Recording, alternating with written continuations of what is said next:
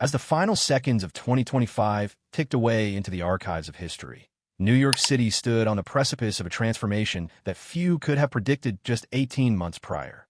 Far beneath the bustling, neon-soaked chaos of Times Square, a small and quiet gathering took place in the ornate, dust-covered splendor of the decommissioned Old City Hall subway station. This was not a typical venue for a power transfer, but Zohran Mamdani is not a typical politician. At precisely 12:01 a.m., under the vaulted tiled ceilings and flickering amber lights, the 34-year-old former housing organizer placed his hand on two sacred Qurans to become the 112th mayor of the greatest city on earth. The air was thick with the scent of damp stone and the weight of immense expectation. As Attorney General Letitia James administered the oath, the subterranean echoes carried the words of a man who had campaigned on the radical notion that the city belonged to those who built it, not those who bought it. This midnight ceremony was a deliberate signal to the millions of working-class New Yorkers who were currently cleaning the streets or driving the trains. The new administration was starting its work in the tunnels of the infrastructure, not the penthouses of the elite. The silence of the station was broken only by the distant rumble of the 6th train passing on a nearby track, a reminder of the mechanical heartbeat that Mamdani had promised to revitalize. With a firm "I do," the era of the democratic socialist began in the dark. Mamdani's journey to the steps of City Hall is a narrative woven from the threads of global migration and the relentless pursuit of artistic and academic excellence. Born in the vibrant city of Kampala, Uganda, he arrived in New York at the age of 7, the son of world-renowned filmmaker Miranair and the distinguished academic Mahmoud Mamdani. This upbringing provided him with a unique dual perspective, an intimate understanding of the immigrant struggle for belonging and a sophisticated grasp of the systemic forces that shape global society. His transition from a Queens housing counselor to a state assemblyman was fueled by a deep-seated frustration with the rising costs of urban living. He spent years navigating the bureaucratic labyrinths of housing court, representing tenants who were being pushed out of the very neighborhoods they had called home for generations. This grassroots experience informed his political identity, transforming him into a fierce advocate for rent stabilization and public ownership. By the time he launched his long-shot mayoral bid, he had already built a reputation as a tireless agitator who was unafraid to challenge the established political machine. His victory represents more than just a personal achievement.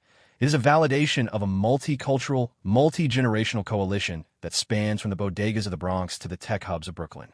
Mamdani stands as the first Muslim, the first South Asian, and the first African-born leader of New York City, carrying the hopes of millions who finally see their own reflections in the highest office of the municipal government. The dawn of New Year's Day brought a biting cold, yet the atmosphere surrounding City Hall Park was electric with a fervor that bordered on the revolutionary. Thousands of supporters, adorned in red scarves and carrying handmade signs, gathered for what was billed as the inauguration of a new era. The stage was a sea of progressive icons, a visual representation of the shifting tectonic plates within the Democratic Party. When Representative Alexandria Ocasio-Cortez took the podium, the roar of the crowd was deafening, signaling a passing of the torch from the old guard to a new generation of radical reformers.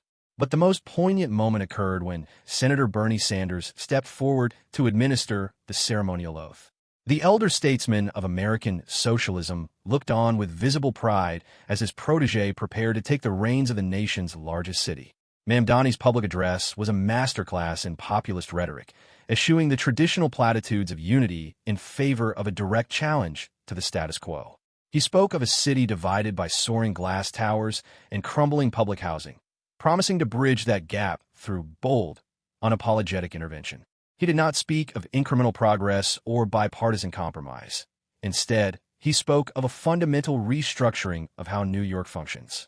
The crowd responded with chants that echoed through the canyons of Lower Manhattan, a collective demand for a city that prioritizes people over profits. As the ceremony concluded, the festive music of a brass band filled the air, marking the start of a 4-year experiment in governing from the left. Mamdani did not waste a single hour of his first day in office, moving with a calculated urgency that signaled his intent to immediately dismantle the legacy of his predecessor.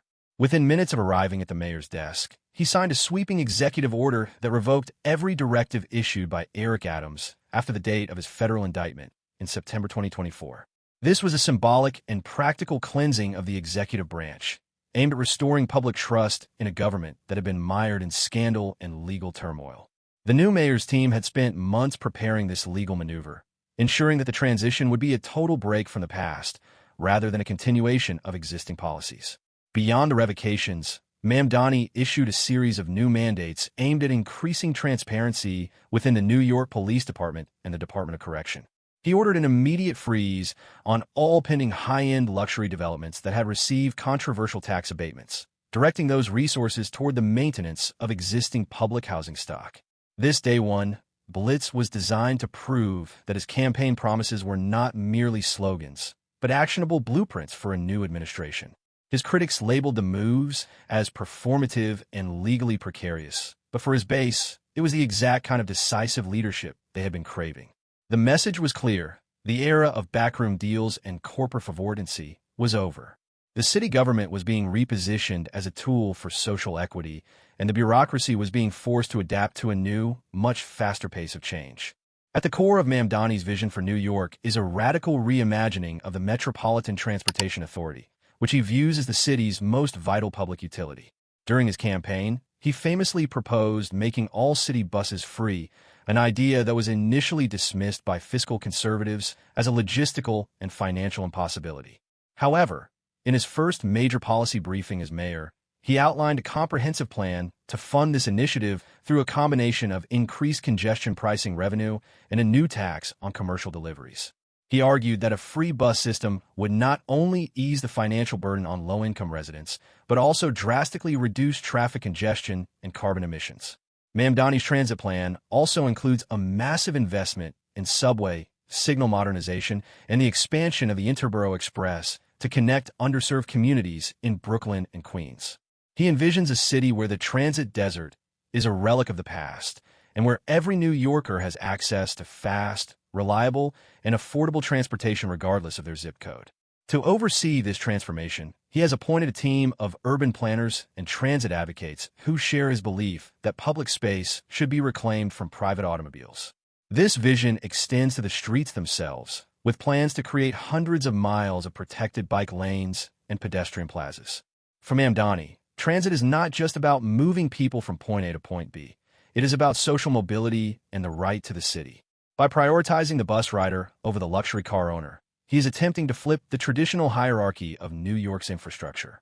The housing crisis is the primary battlefield upon which the success of the Mamdani administration will be judged, and his strategy is nothing short of a total overhaul. He has proposed an immediate and unprecedented rent freeze for all 1 million rent-stabilized apartments in the city, a move that has set him on a direct collision course with the powerful real estate lobby. Mamdani views housing as a fundamental human right rather than a speculative commodity, and his policy reflects this philosophical shift. He is pushing for the creation of a social housing authority that would acquire distressed properties and convert them into permanently affordable, tenant-managed cooperatives. This model seeks to remove housing from the private market and place it under the control of the community, ensuring long-term stability for residents. Furthermore, he has pledged to end the practice of warehousing, where landlords keep apartments vacant to drive up market prices by imposing steep fines and potential seizures of neglected buildings. The real estate industry has already filed multiple lawsuits to block these initiatives, claiming they will lead to the deterioration of the city's building stock and financial ruin for small property owners. Mamdani, however, remains undeterred, frequently pointing to his own experience as a renter to connect with the anxieties of his constituents. He understands that if he cannot make New York affordable for the teachers, nurses, and service workers who keep it running, his entire political project will fail. The struggle for the city's soul is being fought room by room, lease by lease, and Mamdani is leading the charge from the front. Beyond the physical infrastructure of the city, Mamdani is focused on building a robust social safety net that begins at birth and extends through adulthood. His universal care platform is headlined by a proposal to provide free, high-quality childcare for every child in New York City from the age of 6 weeks to 5 years. This ambitious program is designed to address the staggering costs that often force parents, particularly mothers, out of the workforce. By treating childcare as a public good similar to the K-12 school system, Mamdani hopes to spark an economic revitalization that benefits the entire city. He has also announced plans to expand the City University of New York, or CUNY, by eliminating tuition for all residents and investing heavily in vocational training and green energy jobs. These education initiatives are coupled with a commitment to mental health services, including the deployment of non-police crisis intervention teams in every neighborhood. Mamdani's approach to public safety is rooted in the belief that crime is often a symptom of poverty and neglect, and that the best way to ensure safety is to provide people with the resources they need to thrive. This holistic view of governance requires a massive infusion of capital, which he plans to raise through a fair share tax plan targeting the city's billionaires and high-frequency trading firms. To his supporters, this is the blueprint for a truly humane city. To his detractors, it is a fiscally irresponsible dream that will drive wealth out of the 5 boroughs. The stakes for these social programs could not be higher for the city's future. Despite his landslide victory and popular mandate, Mamdani faces a daunting array of political obstacles that could derail his ambitious agenda before it even begins. The New York City Council, while progressive, is not a monolith, and many members are wary of the mayor's more radical proposals and his confrontational style. Additionally, his relationship with the state government in Albany is likely to be contentious, as many of his key initiatives, such as the free bus plan and certain tax increases, require state legislative approval or gubernatorial signatures. Governor Kathy Hochul has already expressed skepticism about some of Mamdani's fiscal plans, setting the stage for a high-stakes power struggle between the city and the state. Furthermore, the powerful municipal unions, particularly the Police Benevolent Association, have viewed Mamdani with suspicion due to his past calls for shifting police funding towards social services. Balancing the demands of his activist base with the practical realities of managing a city of 8 million people will be his greatest challenge.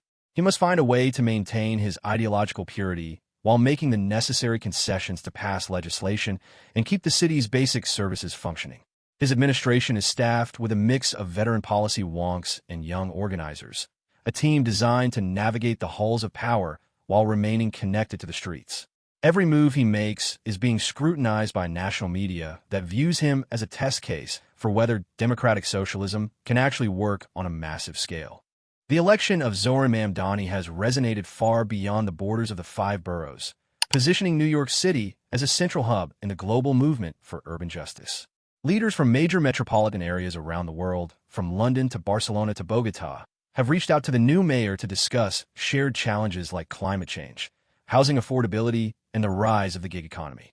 For many, Mamdani represents a new kind of global leader, one who is unapologetically local in his focus, but deeply internationalist in his perspective. He has frequently spoken about how the struggles of New York City workers are linked to the struggles of workers in the global South, emphasizing the need for international solidarity against the forces of global capital. This internationalist outlook is also reflected in his approach to climate policy, as he seeks to make New York a world leader in urban sustainability and green infrastructure.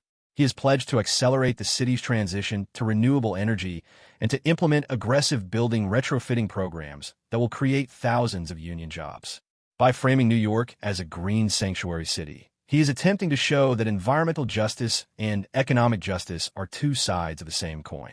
For the millions of immigrants who call New York home, his presence in Gracie Mansion is a powerful symbol of their own potential and their right to participate in the democratic process. He is not just the mayor of a city. He is the face of a changing world. As Mayor Mamdani begins his first full week in office, the honeymoon period will likely be brief, replaced by the relentless grind of managing one of the world's most complex and demanding urban environments. The coming months will be a flurry of budget negotiations, public hearings, and inevitable crises that will test his resolve and his ability to lead. He has promised a government that is expansive and audacious, but the true measure of his success will be found in the tangible improvements in the lives of everyday New Yorkers. Will the rents actually stop rising? Will the buses run on time and for free? Will the city's most vulnerable residents feel safer and more supported? These are the questions that will define his legacy and determine whether his victory was a fluke of history or the beginning of a permanent shift in American politics. Mamdani himself seems acutely aware of the weight of this moment, often quoting his favorite activists and poets during his public appearances.